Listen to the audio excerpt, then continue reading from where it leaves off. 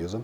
So as for handling of the software, when looking at the static examinations, I can easily go one by one. So I can look at the spirometry data, I can look at the foot pressure data, maybe the leg axis in between, all one by one, because all of the modules will reflect the same moment in time.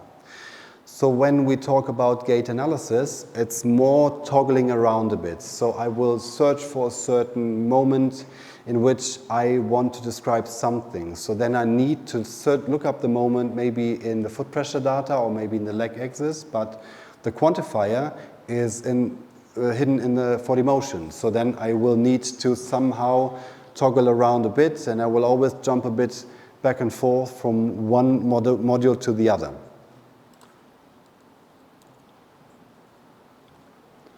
Let me see. To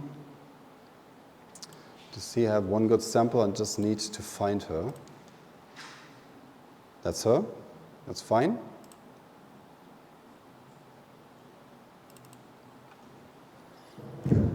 Sorry. Okay. Let's play around with the brightness so that we can see everything.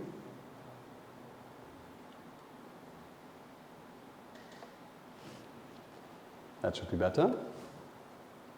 Even go brighter here. There we go. Here we go. So, well, whoever listened to me yesterday, so putting the markers onto clothes is not the very best thing to do. So then she wears some markers on her socks.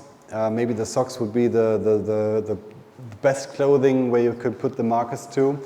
Well, if I think of the ASIS marker on the underpants, I'm not sure whether this is really working out well, but we deal with what we have. And I said it to you, Anita, when we started in the morning just with some talks. So if there are some things going wrong, and maybe there is some marker dancing around or something, you have so many informations that you can provide anyway. So if there's something going wrong in the measurement, there's still 90% of the data retrievable and perfectly analyzable. So you can use so much data to still get a good impression on your patient and explain to the patient. So, well, now it's again up to you. What is rather eye-catching here?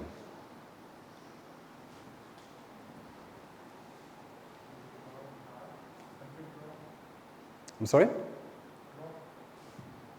A pelvic drop. There we go.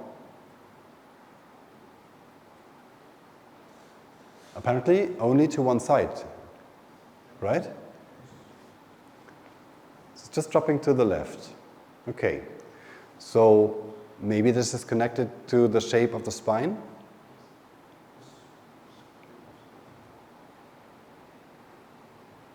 Good scoliosis. So the operator already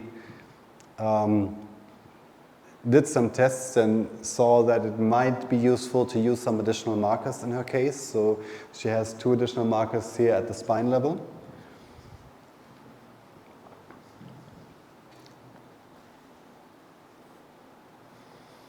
So if we have a spinal shape like this, which is apparently also not really changing, so it's not really uprighting, so it's always in that little left convexity that we see here.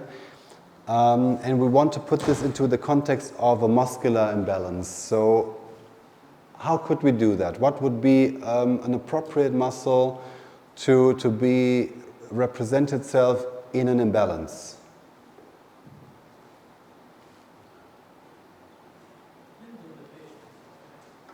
Depends on the patient. Of course, it depends on the patient. It depends on the individual shape.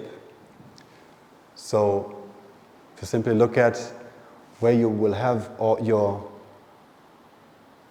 apex point of the curvature, so we will move into the thoracolumbar junction here, where we know that at L1 We have a psoas attached, contacting the spine.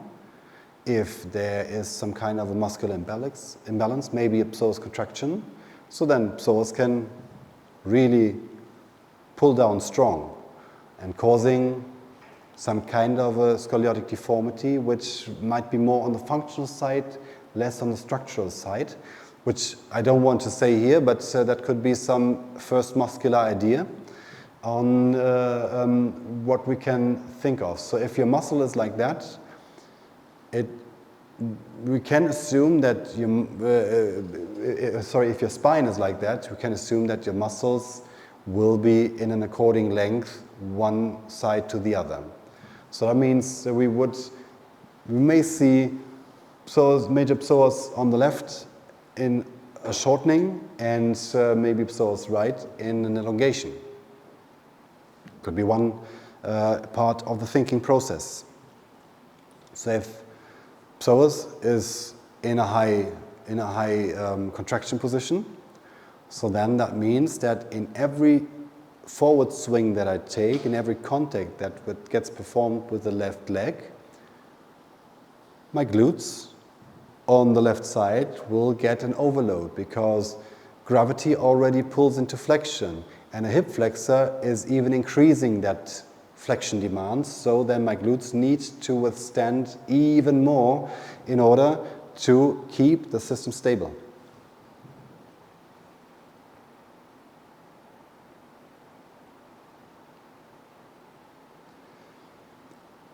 Now if we talk about a gluteal weakness,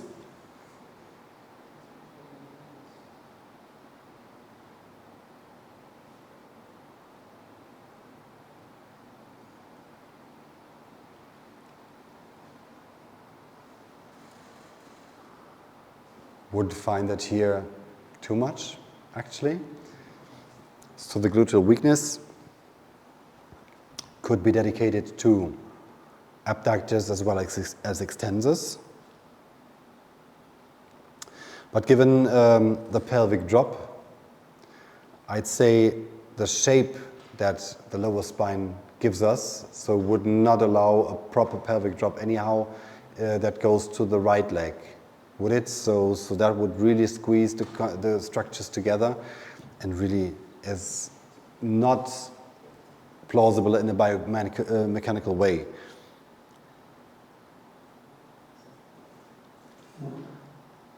So on the other hand, she's walking rather slowly.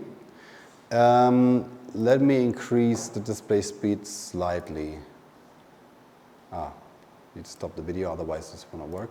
There we go.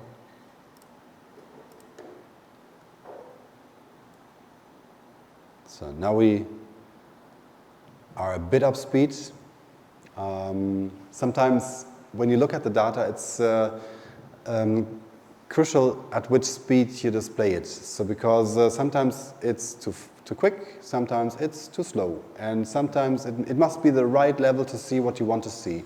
So then might be that if we even set the display velocity higher, so then you will see nothing at all. So then we just need to find that one velocity that we need to have. I want to drag your eyes a bit to the posterior leg axis. Let me just enlarge this a bit. There we go.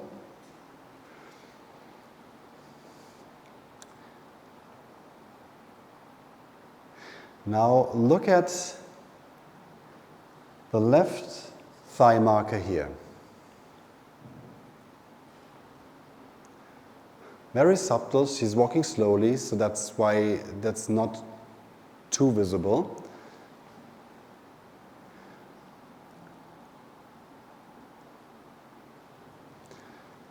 When you look closely, you will see that the marker, once she's moving her knee into extension, so swinging through, you will see that marker doing this kind of movement. She needs to activate her hamstrings in order to decelerate the extension motion, so then she can put down the foot and move into the ground contact. And well, why she's not able to do that is because her hamstrings might be weak, might be overloaded, and therefore a bit weaker in recruitment. So then we can see that very subtle sign of that marker just dancing around a bit. If she's walking quicker, then we would also see a bit more of that. So I also have a running exam of her, so maybe we can take a look at this at a later stage as well.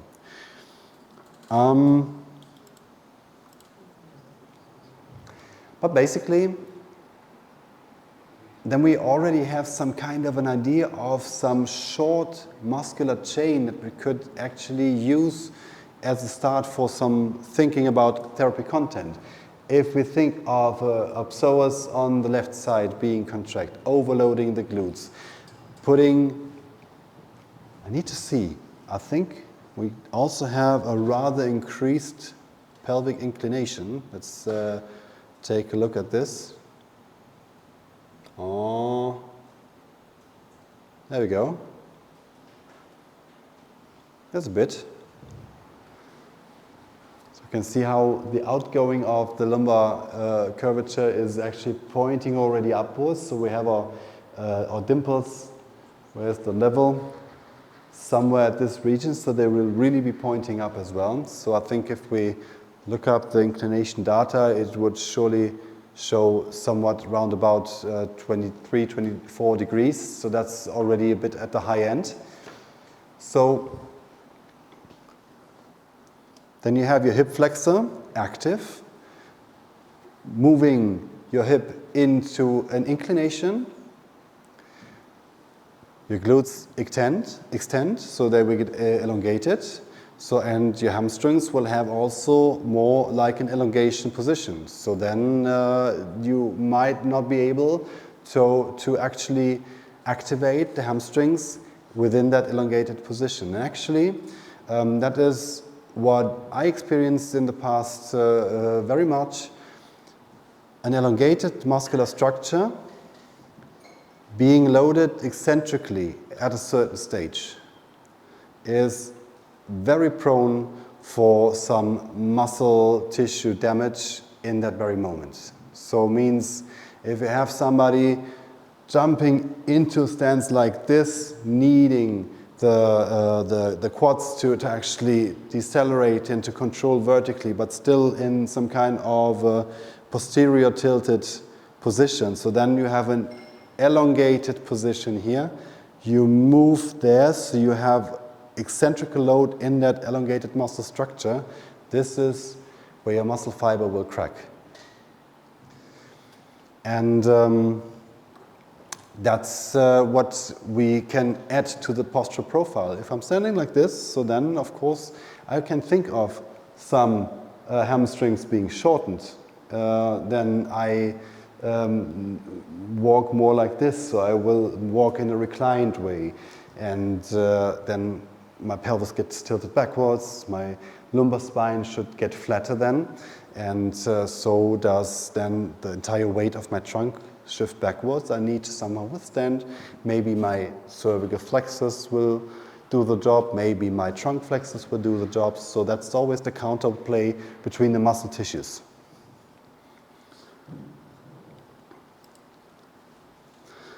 So as for the isolated views, you could use the overview with all of the information in one sheet just to display to the patient. If you want to put it into numbers, then it's then you're free to just go through one modality at a time. Now we can see here her movement excursion. So the green line will be the normative range. So as I said, once we have the pressure plate included, we can synchronize everything towards the rollover behavior, and then we can actually draw in the actual red line of the movement excursion. And we can see in her hip, she's really extending not that much, is she? So that's reaching a maximum of, what do we have? 16 degrees of an extension, so some degrees missing. Also, the hip flexion is not really acting too much. So now if we get a subjective impression of her walking, so then you can see how she's actually shortening her terminal stance, so that's really not too long, and she really gets into ground contact with the contralateral foot very quickly.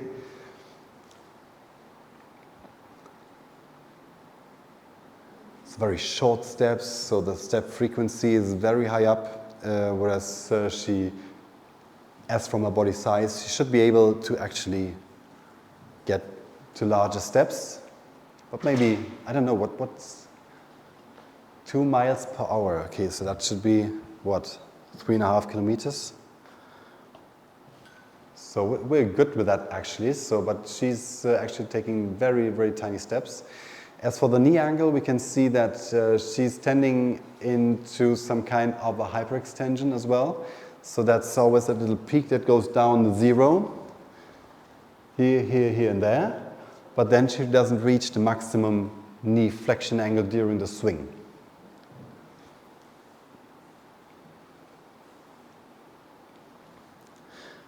And as I said, this is very complex, just following along that movement sequence, isn't it? So it's really, so you need to take a close eye on each step that she takes, even if you see from the angles it's rather repetitive.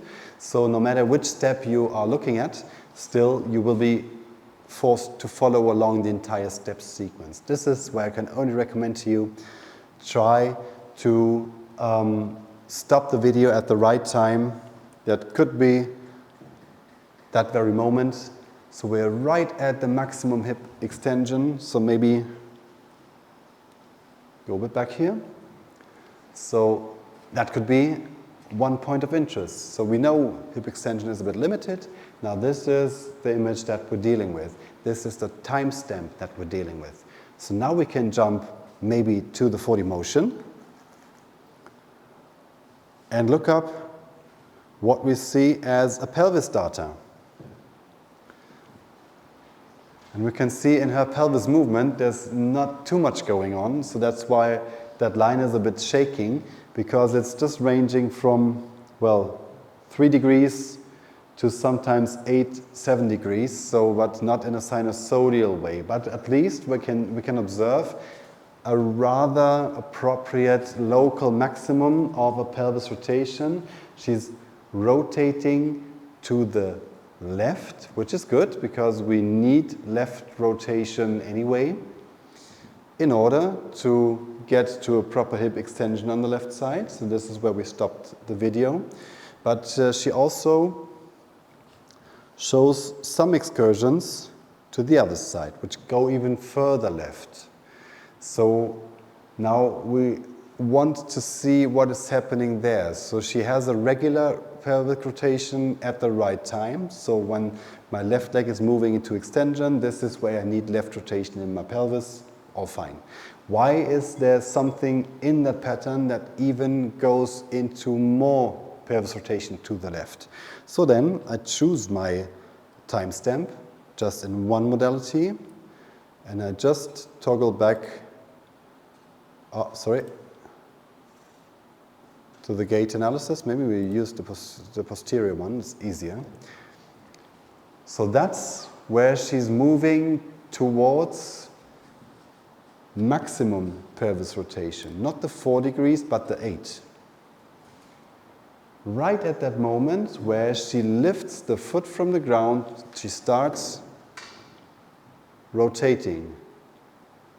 What could that be?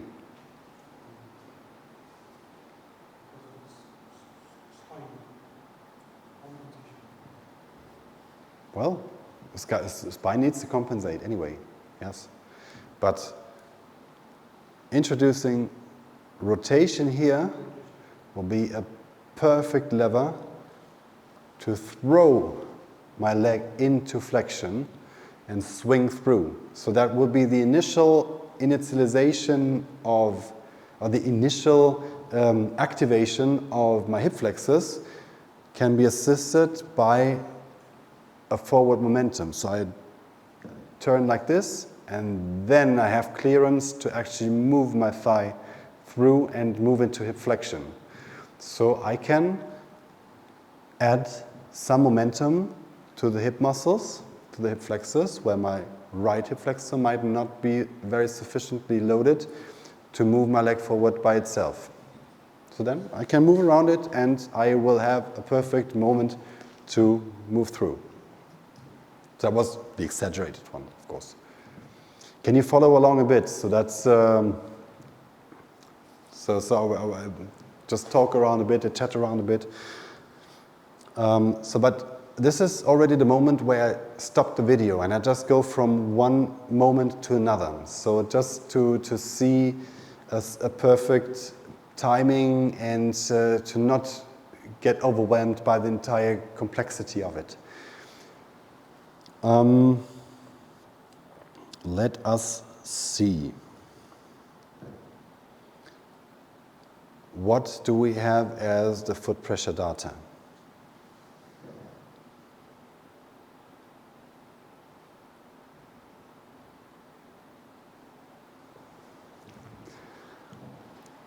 So, as for the force curves, we normally always want to have that kind of a shape, so that's perfectly fine. So it should look like, some kind of a molar tooth with two peak points and a gap in between. Maybe that one little hook at the starting point, so that would be the regular ground reaction force curve that we can retrieve. Don't mix up the ground reaction force that comes from a pressure plate and hold it against one that comes from a force plate. That is different technology, and as a force plate is able to detect three-dimensional forces, so then the pressure plate is only able to detect the vertical forces.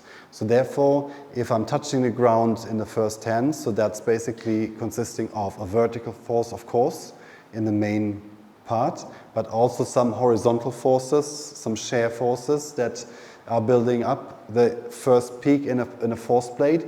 So the regular force curve in a force plate will always be with the first peak higher than the second one.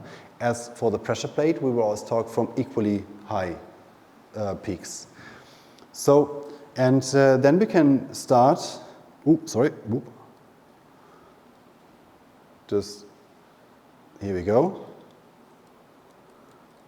Let's talk about the blue curve now. This is the blue curve now, which we're focusing on. So we have the very first hook. You see that we're talking about the right foot now in the grid. So the foot has contacted the ground now and starts building up some pressure. Still, we have a heel cushion that is contacting the ground. Still, we're moving into some knee flexion, some hip flexion. That is all decreasing force for short periods. This is why that initial force peak in the first part after that peak will just go down slightly. But from then on, we will start loading the entire system on the right foot, so transferring the load from the left foot towards the right foot, so that we are now really close to that moment where the entire body weight is shifted towards the right. So this is actually where my force gets higher and higher and higher, and you see right before that first peak, we will reach monopedal contact. Moving into the mid stance, then force decreases. So that's what you also see on the muscular level. So no real active muscles in the mid stance. That was that one slide that we had. So then also the ground reaction force decreases slightly, should not decrease too much. So we talk about maybe a down of maybe 20, maybe 25% of the entire height of the graph. If it's more than that, we need to talk about maybe some kind of a collapse of the leg axis. So if I'm walking like this, foot forward, and then I just collapse with my leg axis, that's exactly what would also decrease that middle part even more, and then you would see it really rushing down. Once we pass that local minimum, the force rises again. That's where I start activating my plantar flexors, moving into the terminal stance. And right at the moment where I pass my maximum, this is then where my left foot will hit the ground, because then I know where to put the foot to the ground in order to generate this very step length. So this is the force curve, how you can explain it rather well. And if you're not sure whether this is an acceptable level, especially when your two peaks are at different heights, simply take a look at your y-axis. So this is the expression of the force in Newton, and to put it into simple words, we don't want to overdo it with mathematics, just divide by 10 and you are approximately at the load in kilograms. So if I now look at it from the right, so the maximum peak is between 600 and 480, so maybe somewhere at 540, so we talk about a load of 54 kilos. So that would be the weight we're dealing with. Now, if one of those peaks is lower than the other, so it could be that the higher one is more active, or that the lower one is too inactive. So in order to differentiate, we simply want to see which Y level we reach with each of the peaks and which one is closer to the body weight of the patient. So the one that is closer to the body weight of the patient is the regular one, and if the other one is lower, so then it's an inactivity. If it's higher, so then it's an hyperactivity. That's a rather easy approach, which goes well together with the patient that I measure, and is perfectly well applicable for obese patients as well as for perfectly lightweight patients. That's all fine. Now, as you see in the number of taps, we have a lot of taps in the foot pressure measurement. So it will just divide all of the information just into several user interfaces, and now this one is one that is dedicated more to the ground reaction force curves. The upside here is we don't see one curve at a time, but we see the entire sequence of the ground reaction force curves at the lower end. It gives us a good information about the reproducibility of the gait. So how much can I actually look into a gait deviation that I maybe observed on the ground reaction force curve that would be decisive if I see this being repeatable in each step that I take. If it's just an outlier, then I can see this here by an instance. I don't need to go through all of the single curves in the first step. As for the upper representation of the feet, then you can see the end of the loading response always on the left-hand side. This is the foot pressure at the end of the loading response at the transfer of the bipedal to the monopedal during the middle of the mid stance, and then during the push off. So that is that is the end of the terminal stance. So if at the end of the terminal stance no heel lift is visible, so then this page will give you a very good information about all still persisting pressure on the rear foot. So you will see this directly just here, and if you see 3 heels on a foot in each phase, so then you know about the plantar flexor insufficiency.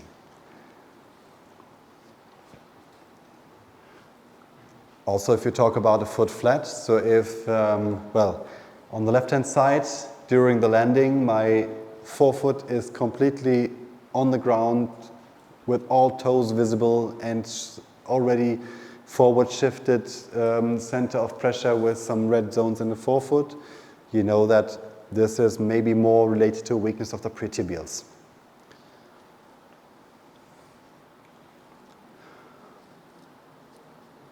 Now, when you want to judge about the quality of your center of pressure line, you can already see this here. So I will always recommend this page, because in this page, there's not much in it. It's just the foot pressure and the center of pressure line, nothing more. No value, no parameter, no graph, and no nothing. It's just the qualitative display of the center of pressure line on the left-hand side as an average pressure throughout the rollover. And of course also then as a video. So the foot pressure data that you saw in the presentation was all captured on this page actually. Now we can see here two different foot types actually. So a rather regular rollover on the right hand side with a slim midfoot, then some kind of a load transfer on the forefoot from lateral to medial, and with hallux at the last contact point. That's all fine, and also the gait line not too much inward bend. But if we look at the left foot, we hardly see any midfoot. So could this be a high arched foot? As for differential diagnostics, I would say no, because we have some clear signs that do take my thoughts away from that elevated longitudinal arch towards an inward torsioned elevated higher longitudinal arch. So we have the centered we have that centered position of the center of pressure, which is just going through the center of the heel. That's all fine. So until now, everything is fine. Now passing the heel, then we move into that inward motion of the center of pressure line, which is only creating a maximum force in the first ray. Nothing more. It's just the first ray that is loaded, but you see how slim the lateral part of the transverse arch is actually represented. So that's basically what you would more call like an inward tilted foot, which in a very pronounced way would also be represented by a rear foot valgus. So your rear foot angle being positioned in an eversion. And in some cases only visible in dynamics, because in statics the people can upright themselves quite well, but once they move into that monopedal stance, this is where they collapse. Now, and once we collapse to the medial, that's exactly, so if this is my longitudinal arch, I'm collapsing like this, it will lift up. That's exactly a sign of a missing midfoot without being elevated just from the ground, but just being pulled away from the ground.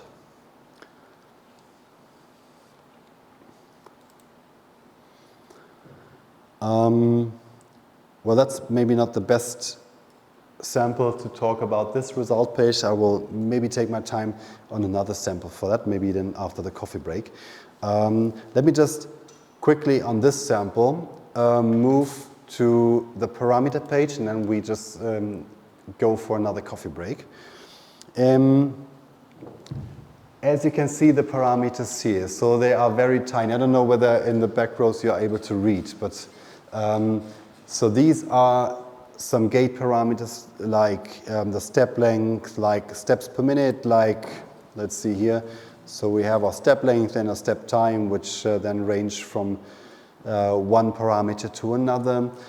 We see a cadence here, which gets expressed with 112 steps per minute. We have a foot rotation of 3 and 4 degrees of an outer rotation, rather neutrally oriented. We see that our support phase is at 62 and 65%. Don't matter a lot about, so don't worry a lot about the standard deviations. So one of the both feet will always be only partly be measured at the last timestamp, so then it will always create some more standard deviation, so that's no critical sign. The contact times of the foot zones just displayed here as a % of the contact values. After the break, I will show you some examples. Just in general, this very page is more like the functional fingerprint of the patient that you have measured. So whatever compensation you have found, whatever deviation you have found, whatever muscular profile you have made up by looking at the data, no matter what it is, everything comes together with this results page, because this is showing you how the patient is transferring his entire functional profile to a step length, to a gait function that is expressed as, well, a steps per minute, a steps time, and a contact time. So we could have the highest degree of a deviation, but if the patient is able to create a rather simultaneous and synchronous way, and maybe a symmetrical way of moving, so then the compensation still is somehow working and active.